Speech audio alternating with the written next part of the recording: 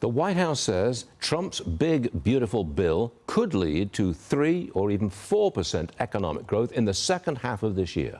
Economist Art Laffer joins us. Art, you agree with that? That's strong growth, 3 or 4%. Are we going to get it? It would be very nice, and it's very possible that that's true. I mean, Kevin Hassett is really, really good on economics, and you know, if he says it's in there, I think that makes a lot of sense. If it doesn't pass, by the way, I think it'll be a very serious decline in the U.S. economy if the Senate doesn't confirm it and vote it in. I can't imagine the Senate turning it down. This budget just not. I can't either. That's almost out of the question, isn't it?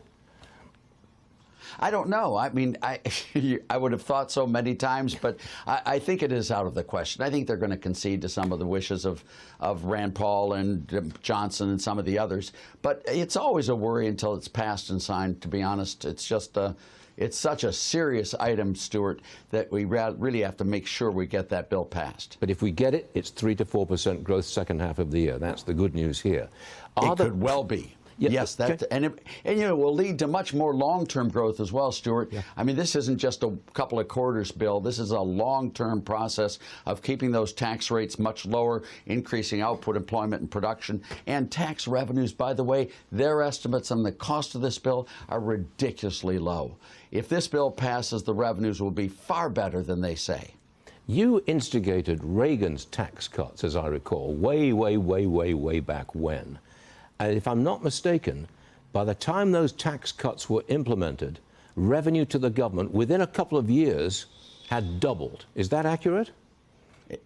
Yes, it is, and especially from the top 1% of income earners on the income tax, because, you know, when you lowered those tax rates, and remember when we got in, it was 70% marginal tax rate. When we left office, it was 28. That huge drop in tax rates on the top 1% led to enormous increases in tax revenues from the top 1%. You know, it was a win-win-win-win across the board back then, as it will be now. Your tax cuts, the Reagan tax cuts, put me in America's middle class. That's what you did for. Thank you, Art. Thank you very much. Thank you very much. I hope it puts you by raising you from the lower to the middle rather than from the upper to the lower. No. Excuse me, Stuart. Went from the lower to the middle. It was a good progression right there. Next question. You know, Jimmy Carter put a lot of rich people in the middle class. That's cruel. That's really cruel. Next one. If there are price increases from Trump's tariffs, is it just a one-off piece of inflation? Is it transitory? No, the tariffs will not increase inflation. Lots of things they will do if they were to come through and be bad. It would be bad for the economy and all of that if we raised tariff barriers. But inflation is not one of those problems. It is true that import prices will rise. That's very true. But we have something in economics called the Lerner's symmetry theorem, which means if import prices rise, export prices will fall. Products there. And the net total of import prices rising and export good prices falling will net each other out. This is not an inflation issue.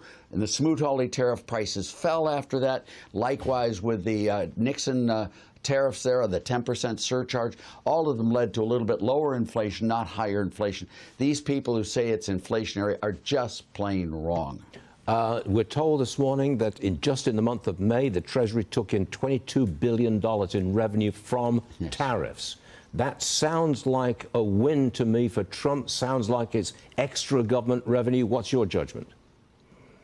Well, I'm not sure it's extra government revenue because obviously those tariffs have an impact on trade, production, chain link, you know, all the supply chains and all of that, which could be detrimental to the economic growth. So the net effect may well not be that high. But for a short period of time, those revenues do appear good. They will offset some of the problems involved in the economy, but it won't have a material impact on the overall deficit, not for some time. And I do hope they use those revenues to really cut tax rates, because we need economic growth more than anything.